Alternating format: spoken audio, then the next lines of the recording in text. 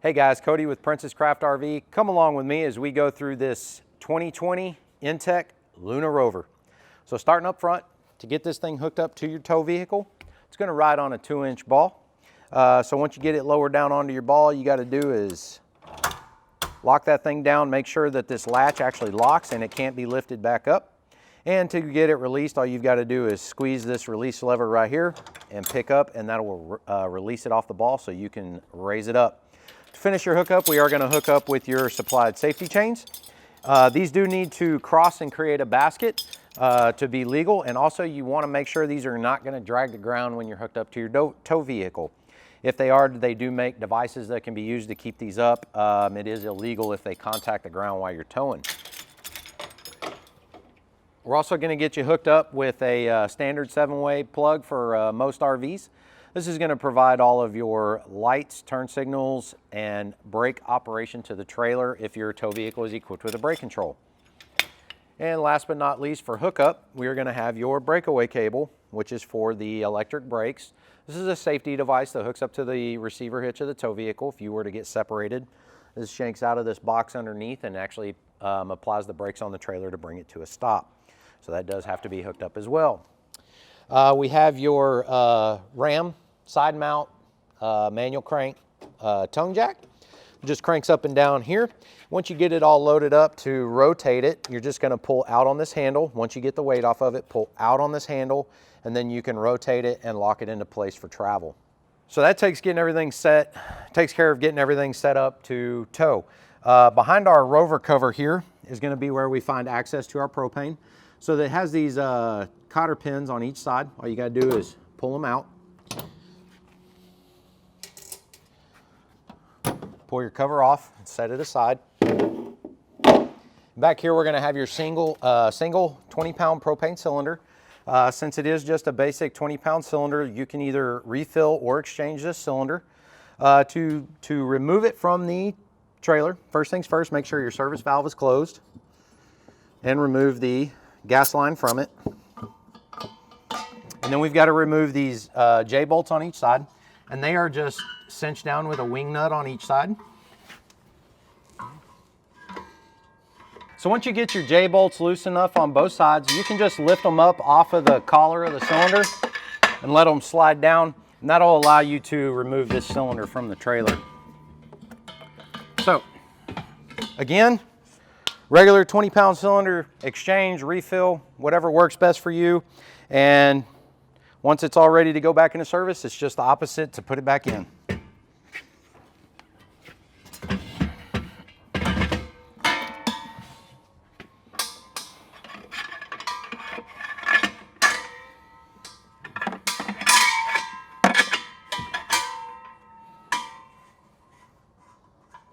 These J-bolts don't need to be over tight, they just need to be snug. We just want to keep the cylinder in place. Once you get those snugged up, just reinstall your gas line. And turn your service valve back on. Put your cover back on. To do that, just slide it back in on top of those rubber pads. Line up your holes here. And put your pins back in.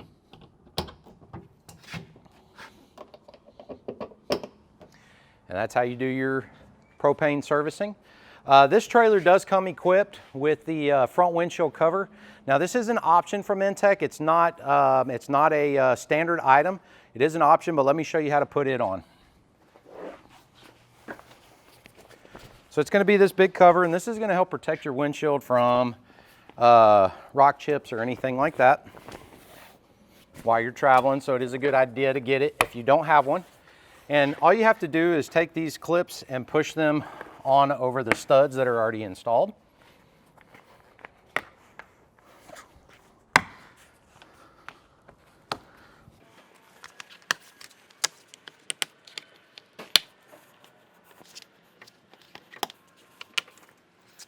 Just like that. And that's going to protect that big front windshield from rock chips or damage while towing. So to get this thing off, it's very simple. If you read on here, it'll say lift the dot.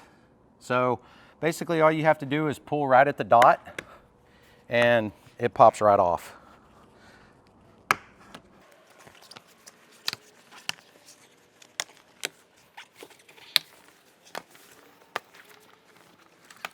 Just like that. And that's how you handle your optional front window cover. This big blue accent light, there's a control switch on the inside, and I will show you where that is when we get around to it. So coming around to the driver's side of the trailer, you've got your entry door for this side. Both of your doors are held back with a magnetic catch. All you got to do is push the door back to it, and it's got a light magnetic hold to it to keep it in place, as well as keep the door from slamming into the trailer. Moving around from there, we do have your two roof access step bars on the side that can give you access to your roof rack. Your roof rack is rated for up to 250 pounds, so you can put a canoe or a luggage rack or a rooftop tent up here and add some space. Just remember, if you do a rooftop tent, you also have a max fan on this unit that you would end up blocking, so keep that in mind. But yeah, access for your roof rack. On your wheels and tires, InTech does equip your trailer here with a notice about checking your wheel lugs. And they say the first 10, 25, and 50 miles, you do need to stop and re-torque the lug nuts on your trailer. And they torque to 100 foot-pounds, so just all 5 lugs on each wheel to 100 foot-pounds. Moving up from there, we do have your 2 different water connections. First one's going to be our freshwater fill, which is going to be our onboard freshwater tank where you can fill it up. Just fill it up till water gushes back out of this vent right here. And your tank will be full, and you use the water pump to provide water to the trailer. The other connection in here is going to be city water connection, which will need to be hooked up to a water hose through a water pressure regulator. And you can actually run that right through the door and then latch it shut. So it just kind of cleans up the side of the trailer, keeps it looking nice. Hose goes right in, hooks right on, and your pressure comes from the city water. Moving back from there, we are going to have a 30 amp power connection. So to get this guy hooked up, it's very simple, 3 prongs. One of them is L-shaped. Same thing on the trailer side of the trailer. You've got 3 and one of them is going to be an L-shape. All you've got to do is match up the L's, give it a little twist to the right. That's going to help lock it on. And then snug down this lock ring. That's going to give it a good secure connection, keep everything working for you there. Just behind that, we do have your exterior antenna port for hooking up an exterior antenna or park cable or satellite, anything kind of like along those lines. Just behind that, we do have your portable solar panel hookup. You can purchase a portable solar panel, plug into this thing, and recharge your battery off of the sun. And this little vent right here is going to be for your battery. It's going to be your battery vent right there. On the rear of the trailer, we do have stabilizers. Just going to use your supplied crank handle, what we call a spline drive or split drive. It's just going to slide on there. Then all you've got to do is crank these guys up and down. Once the trailer's already leveled, you're going to run these down to the ground and you're just going to snug them. So you're just going to put a little bit of pressure on them. They're not used to lift the trailer. Don't over tighten them. You will bend them. So moving around to the clamshell or kitchen area of your Rover, Lunar Rover here. Not a whole lot going on here. We've got your sink, cooktop, some switches. So let me show you how all this works. Starting here with our light switches, we do have our main light, which is going to be the light on the clamshell door when it's opened up. It's going to be that one right there. And then we've got our blue accent light, which is going to be the blue light that's running up here. Kind of make it look cool in here. And then we've got 2 other switches. The water pump, which is what you're going to use if you're dry camping or you need water while you're traveling and you have it in your storage tank on board. Just going to flip that switch on. That's going to provide power to the pump and pressurize the water system. The one next to that is the fridge 12 volt. So your fridge is able to operate on 12 volt or 110. So if you want to operate it on 12 volt, if you're dry camping, that switch has to be turned on. If you're plugged in using shore power, you can run it on 110 and everything will work that way. Just below the switches, we do have a GFCI outlet here. You can see it's got some lights on it. If the amber light is on, that means that this outlet is tripped and no power is going to be provided to it or through it. So you need to push the reset button and make sure all the lights stay off. We've got your Dometic 2-burner cooktop, which is easy to light, comes equipped with a striker button.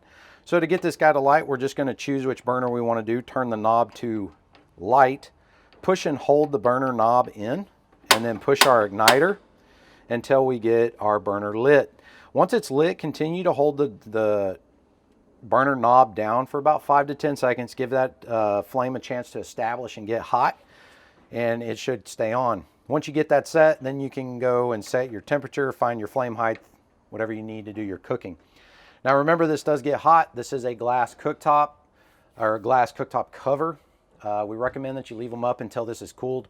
We don't want it to crack on you or anything like that. Don't turn these on, close it down, use it as a warming plate or anything like that. It will damage it. To get this thing to close, you do have to pick up on it. So you can see that those hinges move up and down. So you do have to pick up on it to get it to rotate forward. When it goes back, it does slide down and lock into place, and you don't want to bend those hinges. Underneath your Dometic cooktop, we just have some kitchen storage for you there. Moving over to your sink. So to use your sink, it's just one lever. So in and out, away from the faucet, it's going to be water flow. And then back and forth from the wall to the back of the trailer is going to be your temperature control. So that's going to be how you use your faucet. And this does rotate, so you can move the faucet head as you need. Moving underneath here, right underneath the sink, we do have some stuff going on in here. We do have your 12-volt battery in here. Provided is a regular wet lead acid battery. This can be upgraded to an AGM lithium. If you go lithium, there are some other things that have to be done, but you can upgrade the battery if you want to dry camp more. This black hose right here is actually going to be your drain for your sink, and it drains out right here underneath the trailer. This cap right here screws on to the drain, and we just have it catching in a bucket here since we're in the shop. Most campgrounds are going to want that caught into either a drain hose that runs into their dump on site, or into a porta-tote or something like that that's designed for catching water off a trailer that can be dumped into a dump later. All right, guys, so down in here underneath your sink, we do have our winterizing valves. So these two in the very back behind the water pump, this top one's going to be basically like a low point drain for your sink, so we can get the water out of these lines. And it's going to come down this tube and drain out right here. The one below it, this one right here, is actually going to be our freshwater tank drain. So that's going to allow the water to come out of our fresh water tank and then drain down that same tube. Now this one right here, this is actually going to provide water from our fresh water tank to the water pump to provide water to the trailer. Now if we want to bypass, we've got to shut this one off and we've got to turn this one on. So it's got to be in line with this flexible hose right here. So now what we can do with this flexible hose is we take this cap off and we can actually run this tube into our antifreeze, turn our water pump on, and winterize our outside faucet here to make sure that we don't have any freeze damage come wintertime. Now with this being a clamshell unit, even though in Texas we don't get all that cold, I would highly recommend it. This thing is not protected or insulated as well as something that would be inside a larger trailer inside a main cabin area. So I would highly, highly recommend, if you're going to have this thing in storage over the winter, that you do winterize this trailer. So to return it back to normal usage, these two are going to be closed. So they need to be running perpendicular to the water line. This one's going to run parallel to the water line, and this one needs to run perpendicular to the water line. And that'll make sure everything is in normal operation mode to use. All right, guys, so the last couple things we have here in your clamshell area is going to be our high point microwave, regular turnstile microwave, nothing special to it, it's just a microwave. And then we've got our refrigerator slash freezer here. It is secured for travel with a strap, so anytime you're going to be stopped, you can remove the strap and put it aside. Now this thing just opens up, and you can set the whole inboard temperature on the other side. So let me pull this thing out a little bit so we can see how that works.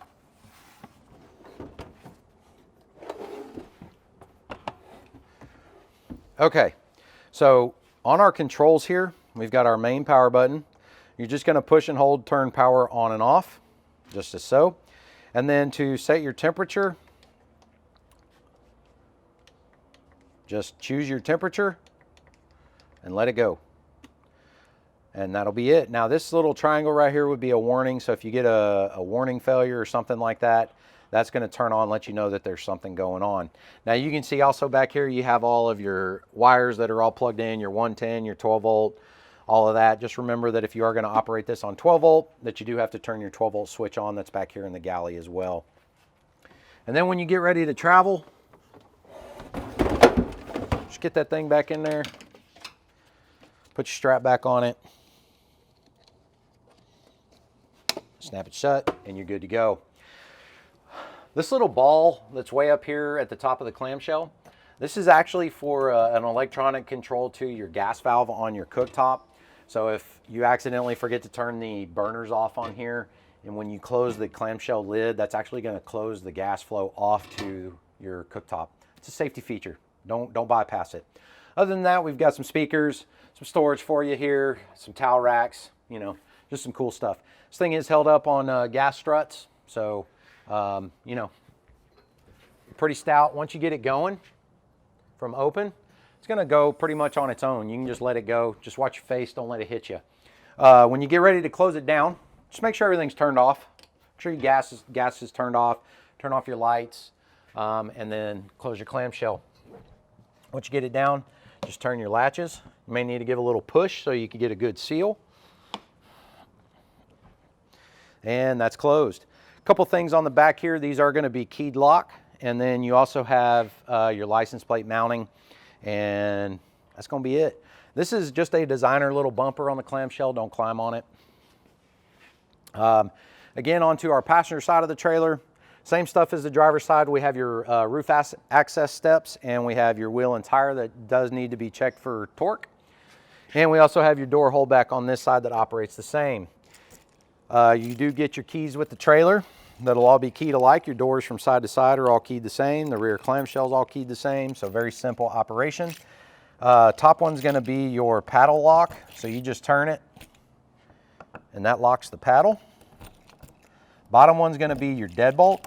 So to lock the deadbolt, it's going to turn towards the trailer, come back to center, and that locks the deadbolt. To unlock it, you're going to turn away from the rear of the trailer, back to center, and that unlocks the deadbolt. On the inside, to lock yourself in, we've got just your red paddle, and that's going to eject the deadbolt and lock it down. This code G345, that's your key code, so if you lose your keys, the key code is on the inside of the door handle. You can call us, and there's other places to get keys, but there are replacement keys. You just have to deal generally with an RV place. So that pretty much covers the outside of our InTech Lunar Rover. Let's go check out the inside. All right, guys, coming inside our Lunar Rover here, just inside the door, we've got our main control set of switches here. We've got our main light switch. That's going to run all 4 of the puck lights that are up on the ceiling. You can see those turning on and off there. And then we have our porch light for this side. So the porch light for this side just runs the porch light on the passenger side of the trailer. Below that, we have our exterior front accent light. That's that blue strip light that's on the front of the trailer at the top. And then we have our cabinet accent lighting. So that's going to be this blue lighting that you see in the cabinet up here. And it's on both sides, and that's on the, kind of the rear end of the trailer, if you will, inside the cabin here. Just above that, we've got your Airxcel remote control for your roof vent fan. So on our roof fan from MaxxAir, pretty easy operation, real cool, all digital with the remote here. To get it started, all we're going to do is hit the on button, and that's going to open up the lid and get our fan going. Now you can control this fan by speed percentage or by temperature. The positive and negative are going to be temperature. You can see our set temp in the top left and our actual room temp in the top right. So if you want to try to cool it down, you just control the temperature here, and it's going to try to achieve that temperature before it turns the fan off. Now our fan speed is set with the small fan, big fan, and you can see our percentage reading on the speed here. So this thing goes down to 10 and goes all the way up to 100. So it'll really move some air. And you can see here it says open air in, so we can also reverse the fan where it'll pull air out of the trailer by pushing this button right here. And you can see it switched and says air out. So that fan's gonna come to a stop, turn around, go the other direction. Now the other cool thing about these is that you can actually run these with the lid down. So you can just close the lid and it'll actually continue to run, and it's actually designed to be operated that way. Kind of create somewhat of a ceiling fan effect, if you will. To shut it off, all you're going to do is push the power button again. And it's going to shut off. Now, if your remote goes dead, you can operate everything from the ceiling. So to open it, you just have to rotate the open close here till it opens up. And then we have all of your other controls on the other side for auto, airflow in and out, open, close the lid, and then your main power on and off there. Moving up just above my head, we're going to find your smoke and carbon monoxide alarm. So this thing is AA operated. As you can see there, just two double A's in the slide tray. Test it and replace the batteries as needed. To get that thing off the wall, it just twists and locks in just like that. All of your shades, your two shades that are in this trailer, operate the same. You do have a day and night side to this shade. This is going to be your day side shade. It's going to allow enough light in to keep things bright in here, but it's going to help keep somewhat of the bugs out. And then at night, if you want privacy, you're just going to pull the upper shade down, and that's going to be your kind of your room darkening shade. People can't see in. If you have the lights on in here at night, you get some privacy.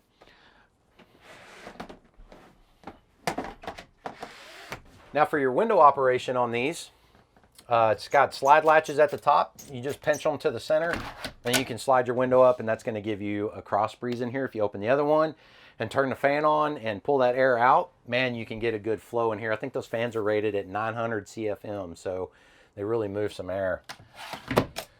So in this cabinet just overhead on the passenger side of the trailer, we're going to find our fire extinguisher. That thing needs to be pulled out. There's a little green button on the top. To get it out, just pull this strap, slide this thing straight out. It's got this little green button on the top. This is kind of your pressure check or your tank check. When you push that down, it should pop right back up. That means that we still have cylinder pressure in here, and it should be good to use. And just do that periodically, make sure it's good, so you can extinguish a small fire if you need to. Hopefully you won't, and then, you know, put it back up in there. Moving around behind me towards the rear side of the trailer, we do have your fireplace. So all the controls are kind of tucked right here into this little cubby right here. Starting on the right side, we're going to have your main power switch. And you can see that then we have different lighting options, the button next to it. And then we've got brightness options next to it. So you can dim it down, make it dark, turn it all the way off. And then we've got your temperature setting next to it.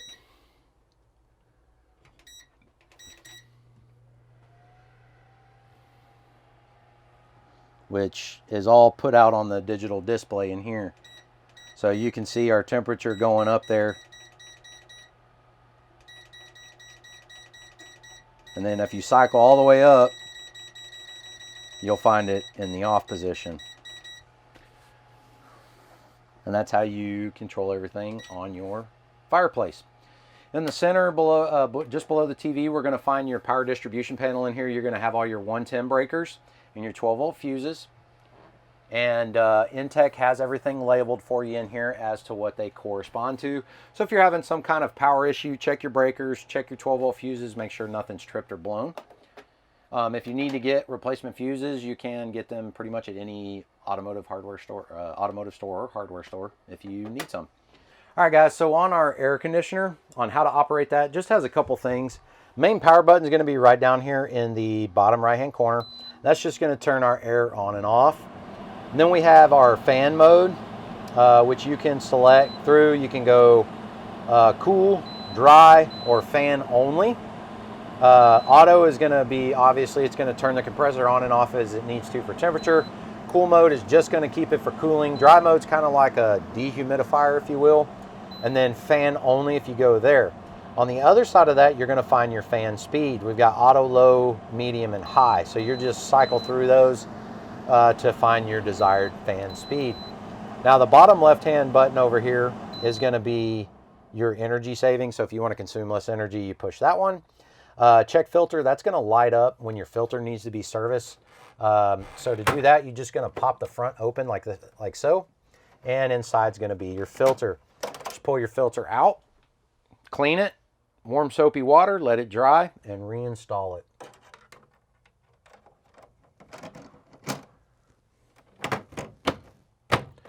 Now the other couple of buttons that we have on here, this top one's going to be a timer. So if you want to set a time for it to turn off, turn your power on, turn your timer to the on position, and then use your temp buttons, and you can set it in half-hour increments. So you can do 30 minutes, hour, hour and a half, 2 hours, and it'll automatically shut off. Now this other button, the sleep mode button, what that does is when you push that, what it's gonna do is if you set your temperature at 68 degrees, after 30 minutes, it's automatically gonna increase to 70 degrees. After another 30 minutes, it's gonna automatically increase to 72 degrees room temperature. After that, it's gonna maintain for 6 to 7 hours, at which time it will then reset back to your original 68 degree room temperature. So wherever you start at, it's gonna go up 2 degrees in 30 minutes and then another 2 degrees 30 minutes after that. So it's not going to maintain. So if you like it cold in here, don't use that. It's going to warm it up. All right, guys, just above our air conditioner over here, we've got your Jensen Radio. Now this thing's going to be Bluetooth. It's going to run all your DVDs to your TV. It can basically do everything and does everything that you would probably need it to do, especially in this trailer. It's got a USB charge port. It's got an auxiliary in for, you know, if you're running something older that uses a headphone jack to play music. And then also, of course, you can stream your Bluetooth to it and play music through it that way. You've got these little pegs on each side of the TV. That's just kind of an accessory hanger, so you can put stuff up there, hang it up there, do whatever you'd like with them. On your Jensen TV, this thing does pull away from the wall. It's just kind of held on a detent, so just give it a little pull out, and it's going to allow you to pull it out. And then you can kind of rotate it around to get your best viewing angle. A couple of things that are back here. We've got just your standard coax hookup here for antenna. Got your RCAs running from your Jensen there to play your DVDs for your audio and your video. And then just your regular power cord here providing power to this TV. So it is 110 operated. So this TV only operates when you're plugged into shore power or running on like a generator or something along those lines. It won't work if you're dry camping in the trailer. So you don't always need back there, but you can get the best angle you can if you just pull it away from the wall. To push it back and lock it back into place, just give it a little push and you'll feel it kind of pop, and that latches it back in for travel. Make sure you do have it stowed for travel. Just over the TV, we've got your overhead storage. So these are soft close cabinets. So once you get in or out, whatever you need to do, just let them go, and then they're gonna soft close for you so they don't slam. It's really cool. So this trailer comes with, on this trailer, we've got the upgraded futon option in here. So this is an upgraded cushion set. It comes with 2, so it covers the whole floor. But as you can see right now, it's folded up and made into kind of a chair for you. If you wanted to put it down into a bed, it's real simple. Just turn it, open it up, and now you've got your mattresses. And then you can put your head cushion, you know, down at that end, so you're not blocking your air conditioner or anything like that. Kind of create you a pillow, put your head down there, watch the TV, you know, set it up however you want. They'll fit in here a couple different ways. There is one for each side, but for this video purpose and me fitting in here, just the one. And then, you know, just to store it up out of the way, just like so. And then you can put your cushion back in here. This thing can fit up here. I mean, it can almost go, you know, wherever you'd like to put it when it's all folded into a little seat like this. Now on the driver's side of the trailer, we've only got 2 switches over here, so whoever's on the passenger side has more control. But we've got your main light switch for the 4 overhead lights, and then just the porch light switch for the porch light on the driver's side. That's all those 2 switches are going to do over here. Moving around to the front of the cabin here. Again, we have your accessory hooks up top that you can string a clothesline through across or do whatever you'd see fit with. We've got a speaker in each corner, and we have your little reading lights up here that are two colors. You can do blue or white. So your default is blue. So if you just push the button, it's going to come on blue. If you long press the button, it's going to come on and be white. So you get a little more light out of it, or you can again just run the blue accent lighting. Now your front window does have a big shade in here. Just like that. You're just going to pull it straight down. It is just basically a nightshade, so no bug screen or anything on this one. This is just going to do a good job of keeping it private in here for you when you're at nighttime. So it just pulls down, latches in place. To get it to release, just give it a quick tug down, and it's going to auto retract back into the up position. On your countertops, a couple cup holders for you. We've got a storage compartment on each side for you here.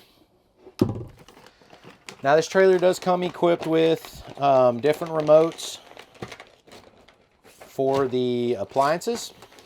So we've got your TV remote, we've got your Jensen Radio remote, and then we have your, this is going to be the remote for your Fireplace. And then your owner's manual packet. We've actually got your turntable for your microwave in here just for safety right now. It can travel just fine in the microwave, but if you're not comfortable with it, you know, take it out and put it in a cabinet or secure it with some paper or a sheet or something like that. We also provide you with a prep kit. Going to come with a water pressure regulator, a 30 to 15 amp reducer, and a 10-foot water hose for this trailer. On the center of our trailer here in the front, we've got a 12-volt charge station. So just your typical 12-volt outlet here, or cigarette lighter, as some people may know it. You can plug in just a regular 12-volt accessory there. Next to that, we've got your two USB charge outlets there. And then we've got your propane gas alarm, CO and propane gas alarm here. So if you get a carbon monoxide or a LP gas leak, this thing's going to go off. It's going to make a lot of noise and get you out of here. You can see it's got your danger sticker below it, talking about the smell of propane and to evacuate the trailer. And then we have another 110 outlet up here that is GFCI controlled. That GFCI outlet is the one in the clamshell in the kitchen area of the trailer. So if this outlet doesn't work, check that GFCI in the clamshell, make sure it's not tripped. All right, guys, thanks for being with me today as we went through the 2020 InTech Luna Rover. Again, I'm Cody with Princess Craft RV, and if you have any questions about this trailer or I missed something in this walkthrough, don't hesitate to give us a call.